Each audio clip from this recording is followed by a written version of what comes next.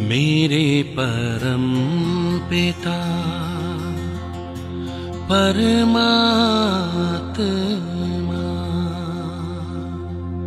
सदाशिव निराकार,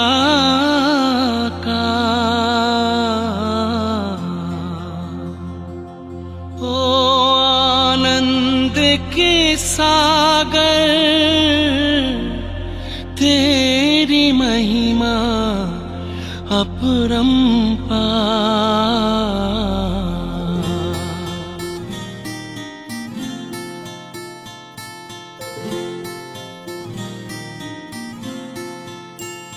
मेरे परम पिता परमात्मा, मेरे परम पिता परमात्मा सदाशिव निराकार, परम पिता परमात्मा सदाशिव निराकार, ओ आनंद के सागर तेरी महिमा अपरंपार, महिमा अपरंपार, तेरी महिमा अपरंपार। महिमा अपरंपार, तेरी महिमा अपरंपार। मेरे परम पिता परमात्मा,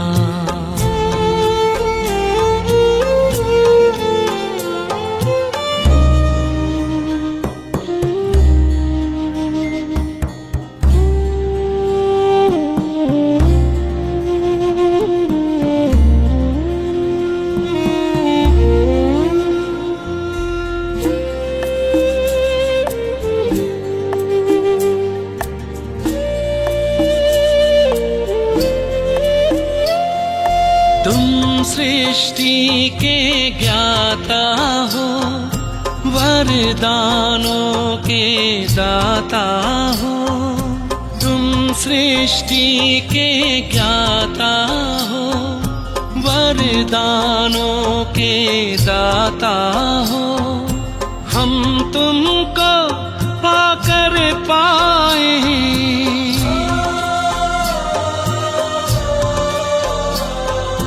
हम तुमको पाकर पाए, गति सद्गति उपहार, महिमा अपरंपार, तेरी महिमा अपरंपार।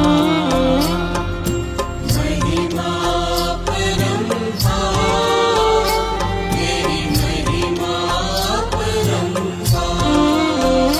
मेरे परम पिता परमात्मा,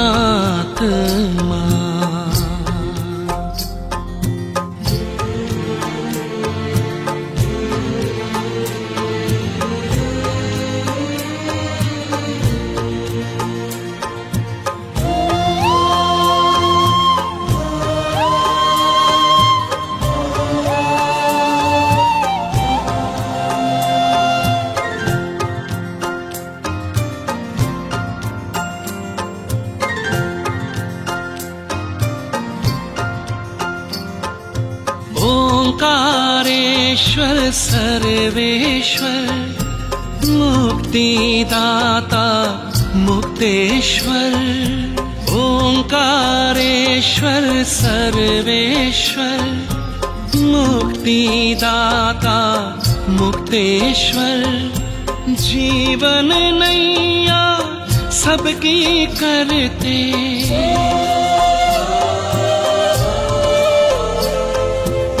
जीवन नैया सबकी करते, भवसागर के पार, महिमा अपरंपार, तेरी महिमा अपरंपार।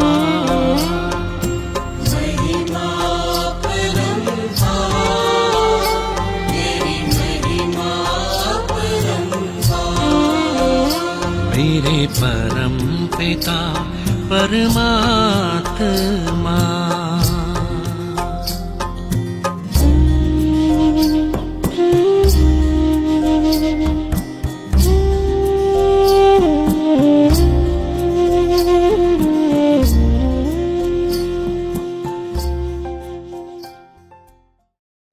ओम शांति। सतपिता, सत शिक्षक, सतगुरु शिव बाबा हमें सतयुग में ले जाने के लिए सत्य ज्ञान देते हैं, और इस सत्य ज्ञान का आधार है बाबा और हम आत्माओं का मंगल मिलन।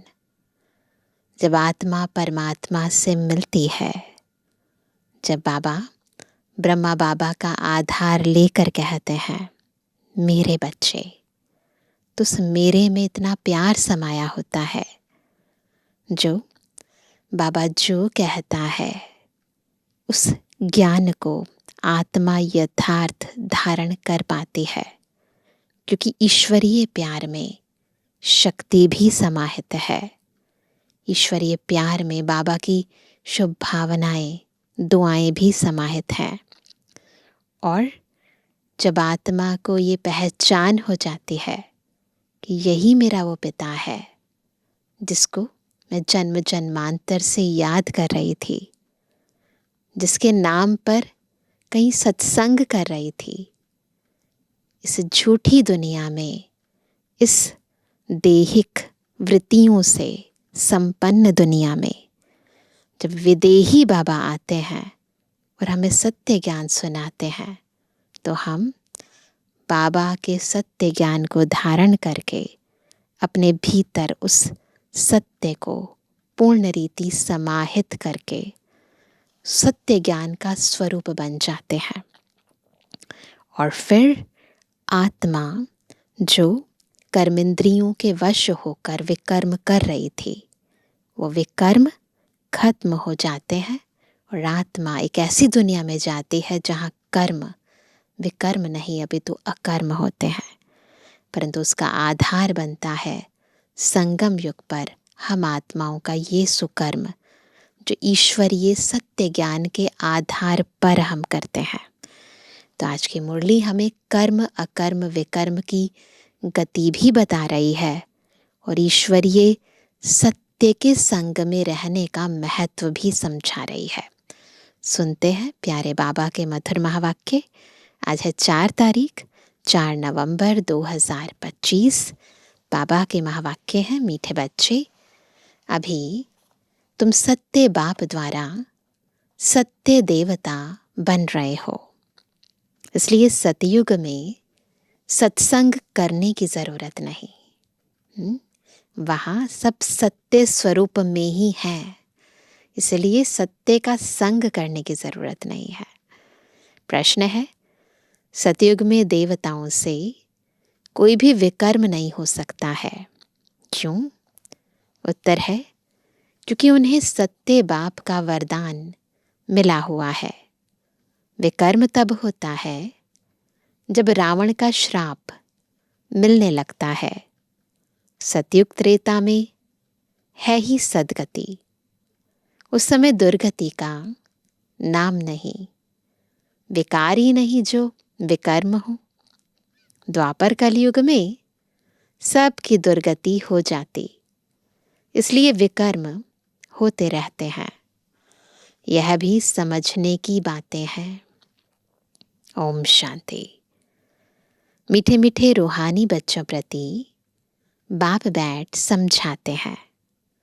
यह सुप्रीम बाप भी है, सुप्रीम टीचर भी है, सुप्रीम सतगुरु भी है। बाप की ऐसी महिमा बताने से ऑटोमेटिकली सिद्ध हो जाता है कि श्री कृष्ण किसी का बाप हो नहीं सकता। वह तो छोटा बच्चा सतयुग का प्रिंस है, वह टीचर भी नहीं हो सकता।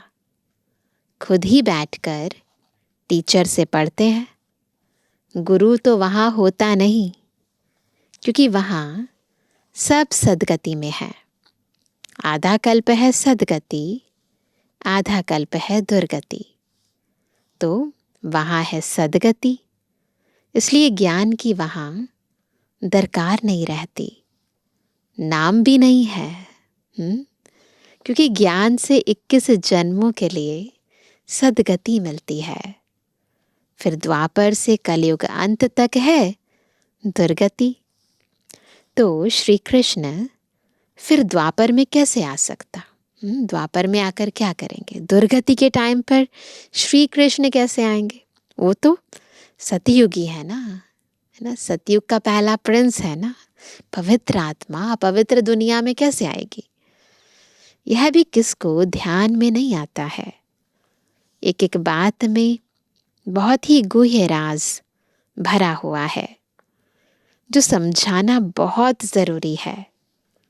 वह सुप्रीम बाप, सुप्रीम टीचर है। अंग्रेजी में सुप्रीम ही कहा जाता है। अंग्रेजी अक्षर कुछ अच्छे होते हैं, जैसे ड्रामा अक्षर है। ड्रामा को नाटक नहीं कहेंगे, नाटक में तो अदली बदली होती है। यह सृष्टि का चक्र फिरता है, ऐसा कहते भी हैं, परंतु कैसे फिरता है? हूबहू फिरता है या चेंज होती है, यह किसको भी पता नहीं है। कहते भी हैं बनी बनाई बन रही, अब कुछ बननी नाही। जरूर कोई खेल है जो फिर से चक्र खाता रहता है। तो बनी बनाई है, रेडीमेड है, कुछ नया बनने वाला नहीं है। तो बाबा कहते ये तो इसका मतलब कोई खेल है जो चक्र लगाता रहता है। इस चक्र में मनुष्यों को ही चक्र लगाना पड़ता है। अच्छा, इस चक्र की आयु क्या है? कैसे रिपीट होता है? इसको फिरने में कितना समय लगता है? यह कोई नहीं जानते, दुनिया में कोई नहीं जानते। बोलते हैं बनी बनाई बन रही, ये सृष्टि रंगमंच है, लेकिन इसका अर्थ नहीं समझ सकते। इस्लामी, बौद्धि आदि ये सब हैं घराने जिनका ड्रामा में पार्ट है। तुम ब्राह्मणों की डिनाइस्टी नहीं है, ब्राह्मणों की डिनाइस्टी नहीं है। यह ब्राह्मण कुल, सर्वोत्तम ब्राह्मण कुल कहा जाता है। ब्राह्मण चोटी कहा जाता है ना, सर्वोत्तम, उन्हें पवित्र मानते हैं। इसीलिए कोई भी बड़ा कार्य होता है तो ब्राह्मणों को बुलाते हैं। देवी देवताओं का भी कुल है। यह तो समझाना बहुत सहज है। सूक्ष्म वतन में फरिश्ते रहते हैं, वहाँ हड्डी मांस होता नहीं। देवताओं को तो हड्डी मांस है ना। ब्रह्मा सो विष्णु, विष्णु सो ब्रह्मा। विष्णु की नाभि कमल से ब्रह्मा क्यों दिखाया है? सूक्ष्म वतन में तो यह बातें होती नहीं, न जवाहरात आदि हो सकते। इसलिए ब्रह्मा को सफेद पोषधारी ब्राह्मण दिखाया है। ब्रह्मा साधारण मनुष्य बहुत जन्मों के अंत में गरीब हुआ ना। इस समय है ही खादी के कपड़े। वह बेचारे समझते नहीं सूक्ष्म शरीर क्या होता है। तुमको बाप समझाते हैं। वहाँ हैं ही फरिश्ते जिनको हड्डी मांस होता नहीं। सूक्ष्म वतन में तो यह श्रृंगार आदि होना नहीं चाहिए, परंतु चित्रों में दिखाया है तो बाबा उसका ही साक्षात्कार कराए, फिर अर्थ समझाते हैं, है ना। जो भी भक्त हैं उनको भी साक्षात्कार होता है। तो जिन भी देवी देवताओं की वो नौधा भक्ति करते हैं, श्रद्धा भावना रखते हैं, उन्हें बाबा उनकी इच्छा अनुसार या यूं कहें उनकी भावना अनुरूप साक्षात्कार करा देते हैं। तो सजे सजाए होते हैं, परंतु बाबा कहते हैं कि वास्तव में सूक्ष्मतन में ऐसे फरिश्ते नहीं होते हैं। बस बाबा भावना पूरी कर देते हैं, जैसे हनुमान का साक्षात्कार कराते हैं। अब हनुमान जैसा कोई मनुष्य होता नहीं, ऐसा कोई नहीं होता जिसकी पूंछ हो ऐसे, है ना। भक्ति मार्ग में अनेक प्रकार के चित्र बनाए हैं। जिनका विश्वास बैठ गया है उनको ऐसा कुछ बोलो तो बिगड़ पड़ते, है ना। किसी का विश्वास हो किसी देवता में, उनको हम उसके अगेंस्ट कुछ बोल दें तो फिर वो बिगड़ पड़ेंगे ना। देवियों आदि की कितनी पूजा करते हैं, फिर डुबो देते हैं। ये सब है भक्ति मार्ग। भक्ति मार्ग के दलदल में गले तक डूबे हुए हैं, तो फिर निकाल कैसे सकेंगे। इतना ज़्यादा डूब चुके हैं, निकालना ही मुश्किल हो जाता है। भावना इतनी पक्की हो चुकी है, कितना भी समझाओ लॉजिकली, लेकिन वो बात समझ में नहीं आती है। तो बाबा कहते हैं कोई कोई तो औरों को निकालने निमित्त बन खुद ही डूब जाते हैं दूसरों को निकालने, खुद डूब जाते हैं। खुद गले तक दुबन में फंसते, अर्थात काम विकार में गिर पड़ते हैं। यह है सबसे बड़ी दुबन, यानी दलदल, काम विकार, है ना। इससे एक बारी फंस गए ना तो फिर निकलना मुश्किल है। सतयुग में यह बातें होती नहीं। अभी तुम सत्य बाप द्वारा सत्य देवता बन रहे हो, फिर वहाँ सत्संग होते नहीं। सत्संग यहाँ भक्ति मार्ग में करते रहते हैं। समझते हैं सब ईश्वर के रूप हैं, कुछ भी नहीं समझते। बाप बैठ समझाते हैं कलयुग में है सब पापात्माएं, सतयुग में होते हैं पुण्य आत्माएं। रात दिन का फर्क है। तुम अभी संगम पर हो, कलयुग और सतयुग दोनों को जानते हो। मूल बात है इस पार से उस पार जाने की। क्षीर सागर और विषय सागर का गायन भी है, परंतु अर्थ कुछ नहीं समझते। अभी बाप बैठ कर्म अकर्म का राज समझाते हैं। कर्म तो मनुष्य करते ही हैं, फिर कोई कर्म अकर्म होते हैं, कोई विकर्म होते हैं। रावण राज्य में सब कर्म विकर्म हो जाते हैं। क्यों? विकारों के वशीभूत होकर काम करते हैं ना। तो जब हम हैं ही बॉडी कॉन्शियस में, तो सबसे पहले सब विकारों का मूल है ये देह भान। तो जितना देह भान देह अभिमान में रहते हैं, फिर अपने आप ही काम क्रोध लोभ मोह वश होकर काम करने लगते हैं। तो वो कर्म क्या होते हैं? विकर्म होते हैं। सतयुग में विकर्म होता नहीं, क्योंकि वहां पर विकार है ही नहीं, क्योंकि वहां है राम राज्य। बाप से वरदान पाए हुए हैं। रावण देते हैं श्राप। यह सुख और दुख का खेल है ना। रावण श्राप देते हैं, आत्माएं दुखी हो जाते हैं। बाबा वरदान देते हैं, सुखी हो जाते हैं। दुख में सब बाप को याद करते हैं, सुख में कोई याद नहीं करते। वहाँ विकार होते नहीं। बच्चों को समझाया है सैपलिंग लगाते हैं। यह सैपलिंग लगाने की रस्म भी अभी पड़ी है। दुनिया के अंदर भी सैपलिंग लगाते हैं ना। बाप ने सैपलिंग लगाना शुरू किया है। आगे जब ब्रिटिश गवर्नमेंट थी तो कभी अखबार में नहीं पढ़ता था कि झाड़ों का सैपलिंग लगाते हैं, है ना। ये जितने भी है ना एनवायरनमेंट मिनिस्ट्री के अंडर बहुत सारे कार्य किए जाते हैं। वृक्षारोपण किया जाता है, वर्ल्ड एनवायरमेंटल डे सेलिब्रेट किया जाता है। तो ये सब बातें पहले इतनी नहीं थी। अभी जैसे जैसे पॉल्यूशन बढ़ता जा रहा है वैसे वैसे ये बातें बढ़ती जा रही हैं।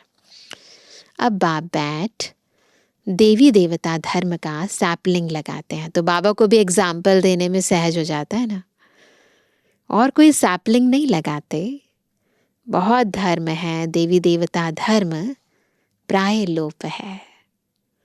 धर्म भ्रष्ट कर्म भ्रष्ट होने के कारण नाम ही उल्टा सुल्टा रख दिया है। जो देवता धर्म के हैं उन्हों को फिर उसी देवी देवता धर्म में आना है। हर एक को अपने धर्म में ही जाना है। क्रिश्चियन धर्म का निकलकर फिर देवी देवता धर्म में आ नहीं सकेंगे, लेकिन अगर कोई कन्वर्ट होकर गया है तो वो आ जाता है। मुक्ति हो ना सके, हाँ, कोई देवी देवता धर्म का कन्वर्ट होकर क्रिश्चियन धर्म में चला गया होगा तो वह फिर लौटकर अपने देवी देवता धर्म में आ जाएगा। उनको यह ज्ञान और योग बहुत अच्छा लगेगा, पता चल जाता है ना। इससे सिद्ध होता है कि यह अपने धर्म का है। इसमें बड़ी विशाल बुद्धि चाहिए, समझने और समझाने की। धारणा करनी है, किताब पढ़कर नहीं सुनानी है। रट्टाफिकेशन नहीं चलता यहाँ, रट कर याद करके सुना देंगे, नहीं। अगर जीवन में धारणा नहीं होगी ना तो पॉइंट्स भूल जाएंगे। फिर सामने वाला यदि कोई समझदार है और कोई क्वेश्चन पूछ दे जो आपने पढ़ा नहीं है तो फिर कंफ्यूज हो जाएंगे। इसलिए धारणा करके फिर ज्ञान सुनाना है, किताब पढ़ा पढ़ाया नहीं सुनाना है। जैसे कोई गीता सुनाते हैं, मनुष्य बैठकर सुनते हैं, कोई तो गीता के श्लोक एकदम कंठ कर लेते हैं, बाकी तो इनका अर्थ हर एक अपना अपना बैठ निकालते हैं। इसलिए बहुत सारी गीताएं बन गई हैं। श्लोक सारे संस्कृत में है। यहाँ तो गायन है कि सागर को स्याही बना दो, सारा जंगल कलम बना दो, तो भी ज्ञान का अंत नहीं होता। बेअंत है बाबा का ज्ञान। गीता तो बहुत छोटी है, 18 अध्याय हैं। इतनी छोटी गीता बनाकर गले में पहनते हैं, लॉकेट बनाकर पहन लेते हैं। बहुत पतले अक्षर होते हैं, गले में पहनने की भी आदत होती है। कितना छोटा लॉकेट बनता है। वास्तव में है तो सेकंड की बात। बाप का बना जैसे कि विश्व का मालिक बना। बाबा, हम आपका एक दिन का बच्चा हूं, ऐसे भी लिखने शुरू करेंगे। एक दिन में निश्चय हुआ और फट से पत्र लिखेंगे। तो निश्चय तो सेकंड की बात है। आत्मा को निश्चय हो गया, ये मेरा वही बाबा है जिसको मैं जन्म जन्मांतर से ढूंढ रही थी। बस वो एक सेकंड की अनुभूति है और बस आत्मा बाबा को पत्र भी लिखती है, बाबा की श्रीमत पर भी चलने लग जाती है। तो बाबा कहते हैं बच्चा बना तो विश्व का मालिक हुआ।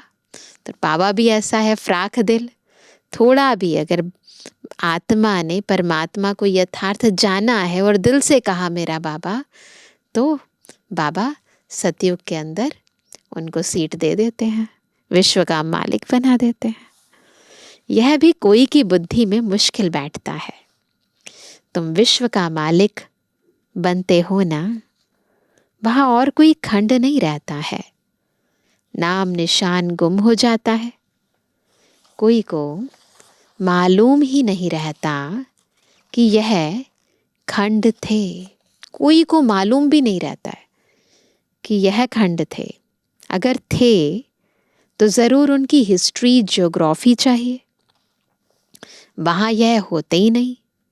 इसलिए कहा जाता है तुम विश्व के मालिक बनने वाले हो। ये खंड तो बाद में बनते हैं ना। बाबा ने समझाया है, मैं तुम्हारा बाप भी हूँ, ज्ञान का सागर हूँ।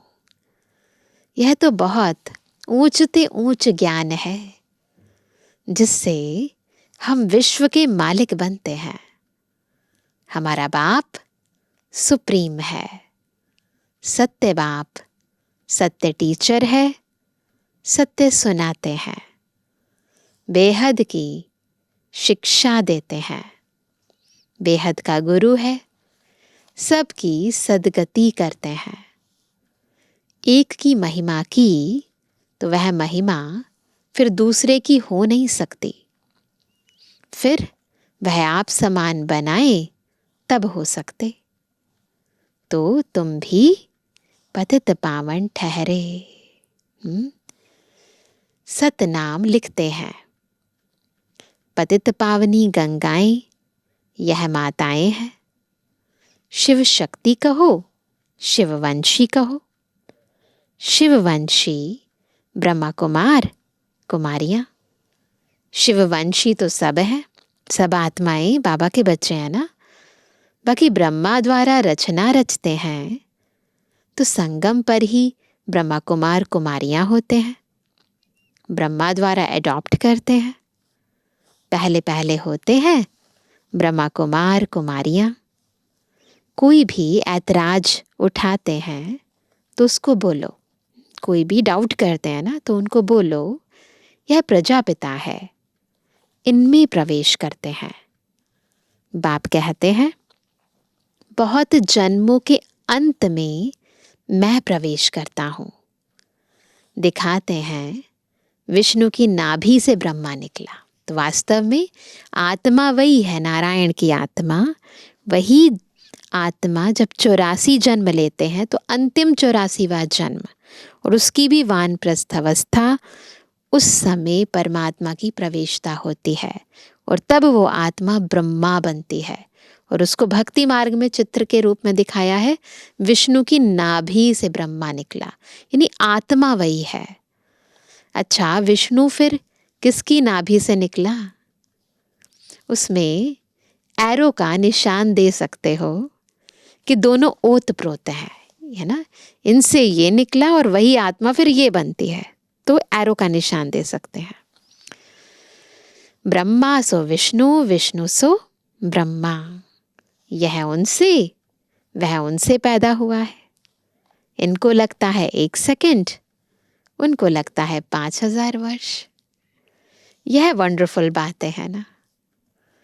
तुम बैठ समझाएंगे। बाप कहते हैं लक्ष्मी नारायण 84 जन्म लेते हैं, फिर उनके ही बहुत जन्मों के अंत में मैं प्रवेश कर यह बनाता हूँ। समझने की बात है ना। बैठो तो समझाएं कि इनको ब्रह्मा क्यों कहते हैं। सारी दुनिया को दिखाने के लिए यह चित्र बनाए हैं। हम समझा सकते हैं, समझने वाले ही समझेंगे। नहीं समझने वाले के लिए कहेंगे यह हमारे कुल का नहीं है। बेचारा भल वहाँ आएगा, परंतु प्रजा में हमारे लिए तो सब बेचारे हैं ना। गरीब को बेचारा कहा जाता है। कितनी पॉइंट्स बच्चों को धारण करनी है, भाषण करना होता है टॉपिक्स पर। यह टॉपिक कोई कम है क्या?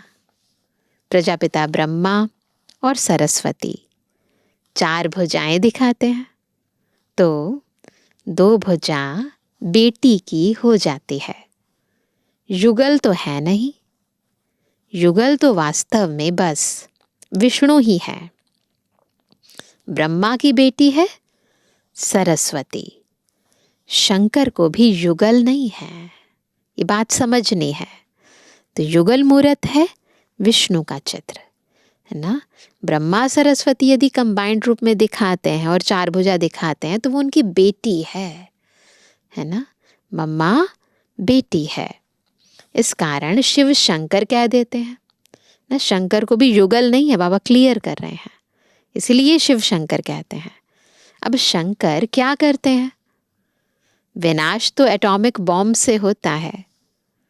बाप कैसे बैठ बच्चों का मौत कराएंगे? खुद पिता बच्चों के मौत का कारण थोड़ी ना बन सकते हैं, तो उसके तो निमित्त बनते हैं एटॉमिक बॉम्ब्स। तो बाबा कहते हैं यह तो पाप हो जाए। बाप तो और ही सबको शांति धाम वापस ले जाते हैं बिगिर मेहनत। हिसाब किताब चुकतू कर सब घर जाते हैं। बाबा तो आते इसीलिए हैं, ऐसा पुरुषार्थ कराने कि बच्चों को जब शरीर छोड़ें तो दर्द ना हो, दुख ना हो, पश्चाताप ना हो, धर्मराज की सजाएं ना खानी पड़े। इसलिए बाबा पवित्र बना देते हैं, है ना, ताकि आत्मा आसानी से ये देह छोड़ दे। बाबा तो उल्टा आते ही इसी काम के लिए कि हमें गति और सदगति मिल जाए। तो बाबा कोई विनाश नहीं कराते, बच्चों का नुकसान नहीं करते, दुख नहीं देते। तो बाबा कहते हैं हिसाब किताब चुकतू कर, सब घर जाते हैं, क्योंकि कयामत का समय है। बाप आते ही हैं सर्विस पर, सबको सदगति दे देते हैं। तुम भी पहले गति में फिर सदगति में आएंगे। यह बातें समझने की हैं। इन बातों को जरा भी कोई नहीं जानते, गति सदगति की बातें। तुम देखते हो कोई तो बहुत माथा खपाते, देखते हैं ना, बहुत सारे ऐसे लोग आते हैं जो बहुत ज़्यादा क्वेश्चन पूछते ही रहते हैं। तो वह कहते तुम देखते हो कोई तो बहुत माथा खपाते, बिल्कुल समझते नहीं। जो कुछ अच्छा समझने वाले होंगे, है ना, जो कुछ अच्छा समझने वाले होंगे वह आकर समझेंगे। बोलो, एक एक बात पर समझना है तो टाइम दो ना, 7 दिन का टाइम देना पड़ेगा ना, 7 डेज कोर्स तो करना पड़ेगा। यहाँ तो सिर्फ हुक्म है, सबको बाप का परिचय दो। यह है ही कांटों का जंगल, क्योंकि एक दो को दुख देते रहते हैं। इसको दुख धाम कहा जाता है। सतयुग है सुख धाम। दुख धाम से सुख धाम कैसे बनता है, यह तुमको समझाएं। लक्ष्मी नारायण सुख धाम में थे, फिर यह 84 जन्म ले दुख धाम में आते हैं। यह ब्रह्मा का नाम भी कैसे रखा?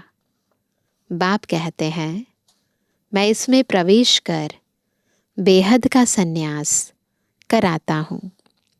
फट से सन्यास करा देते हैं। क्यों?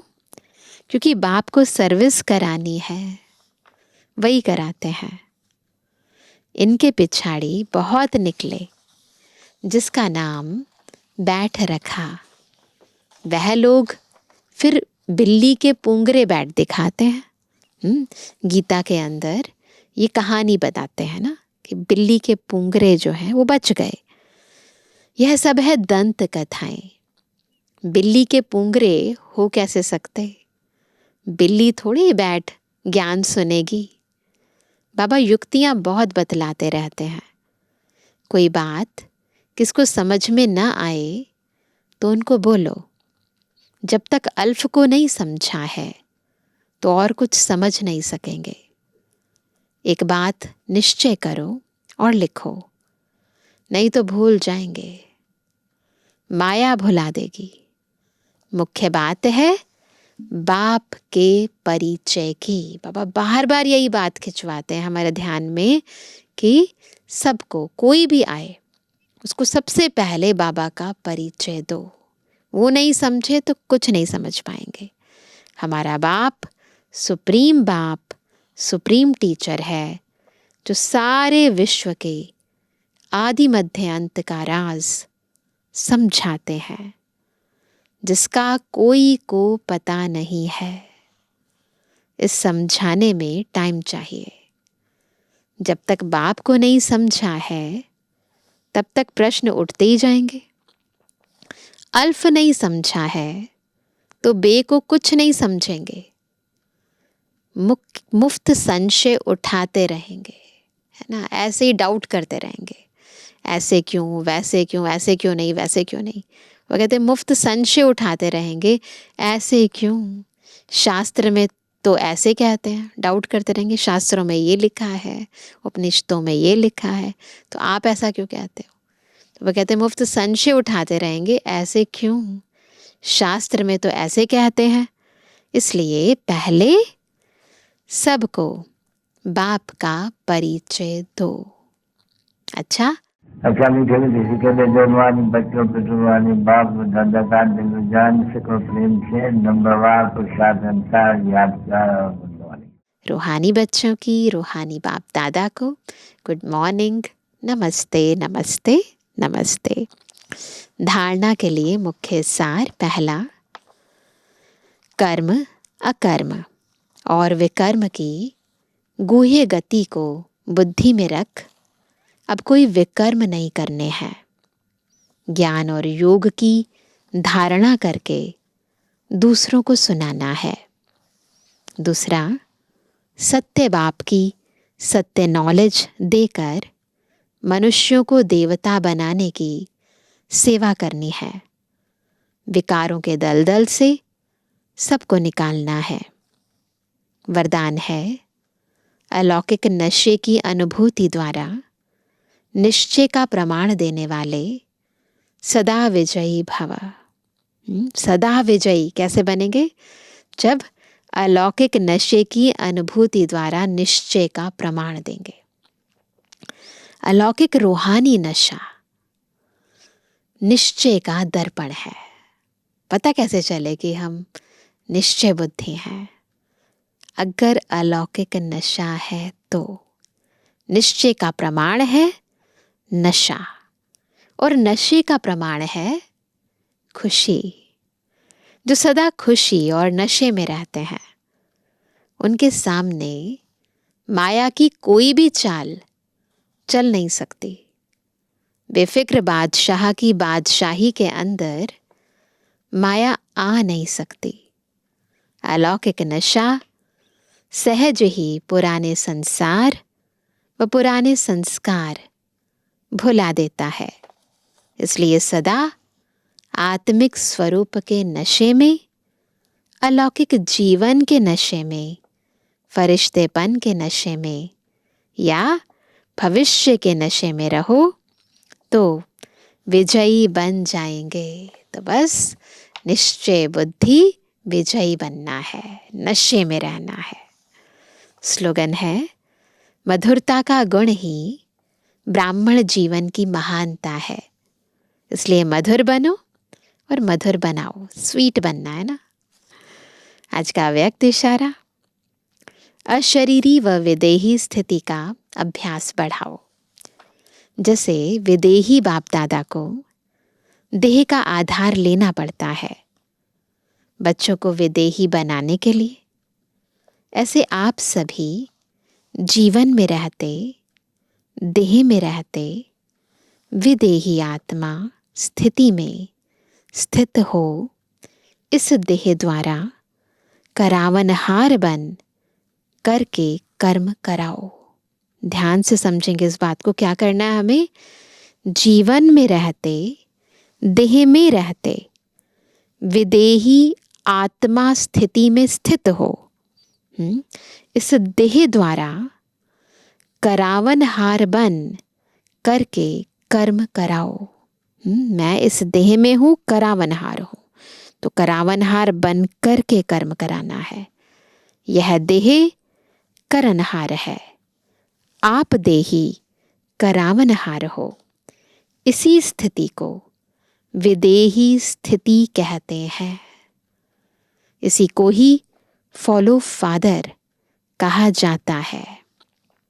बाप को फॉलो करने की स्थिति है सदा अशरीरी भव, विदेही भव, निराकारी भव। तो बार बार सारा दिन अपने को शरीर से अलग आत्मा समझकर, मैं आत्मा करनहार इस शरीर द्वारा कार्य करा रही हूँ। बाबा करावनहार है और मैं आत्मा उनकी श्रीमत अनुसार इस देह द्वारा कर्म करा रही हूँ। एक ये है स्मृति, और दूसरी स्मृति जो आज बाबा ने कही कि मैं आत्मा इस शरीर में करावनहार हूँ और ये देह करनहार है। तो करावनहार बनकर देह की कर्मेंद्रियों द्वारा कर्म कराना, यह है विदेही स्थिति, अशरीरी स्थिति। तो बार बार अपने निज स्वरूप में टिकने का अभ्यास हमें चलते फिरते कर्म करते जीवन में रहते करना है। अच्छा, ओम शांति।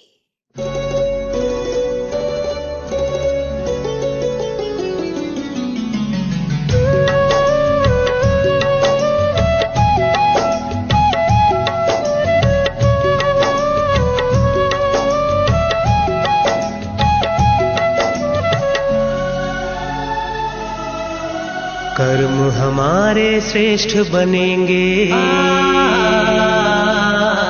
कर्म हमारे श्रेष्ठ बनेंगे जब हम खुद पर गौर करेंगे। कर्म हमारे श्रेष्ठ बनेंगे जब हम खुद पर गौर करेंगे। जैसा कर्म हम करेंगे हमें देख कर और करेंगे। जैसा कर्म हम करेंगे हमें देख कर और करेंगे।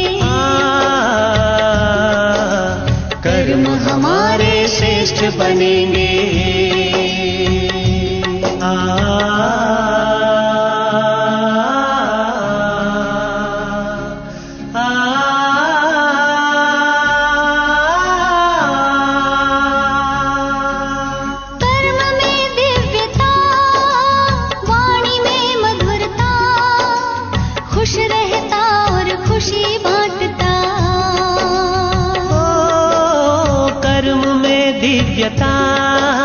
वाणी में मधुरता, खुश रहता और खुशी बांटता। निर्मोही के तौर करेंगे। निर्मोही के तौर करेंगे जब हम खुद पर गौर करेंगे। जैसा कर्म हम करेंगे हमें देख कर और करेंगे। कर्म हमारे श्रेष्ठ बनेंगे।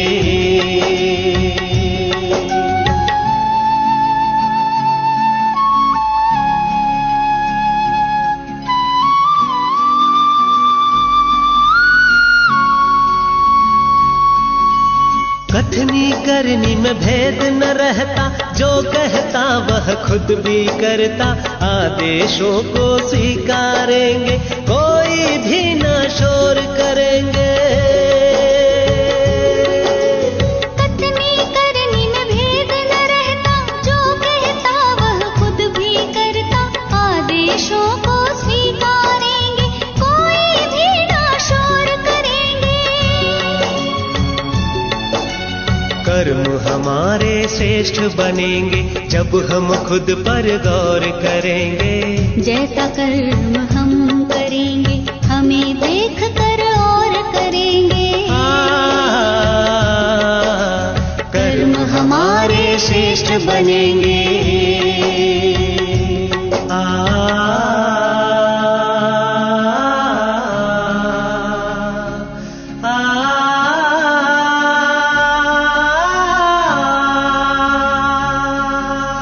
नम्र रहता और झुकता, ग्लानि निंदा सब कुछ सहता। नम्र रहता और झुकता, ग्लानि निंदा सब कुछ सहता। अपनी कमियों को भरेंगे, अपनी कमियों को भरेंगे तब ही हम सिर मोर बनेंगे। जैसा कर्म हम करेंगे हमें देख कर और करेंगे। कर्म हमारे श्रेष्ठ बनेंगे जब हम खुद पर गौर करेंगे। कर्म हमारे श्रेष्ठ बनेंगे जब हम खुद पर गौर करेंगे। जैसा कर्म हम करेंगे हमें देख कर और करेंगे। जैसा कर्म हम करेंगे हमें देख कर और करेंगे। कर्म हमारे श्रेष्ठ बनेंगे जब हम खुद पर गौर करेंगे। कर्म हमारे श्रेष्ठ बनेंगे जब हम खुद पर गौर करेंगे। जैसा कर्म हम करेंगे हमें देख कर और करेंगे, हमें देख कर और करेंगे, हमें देख कर और करेंगे, हमें देख कर और करेंगे, हमें देख कर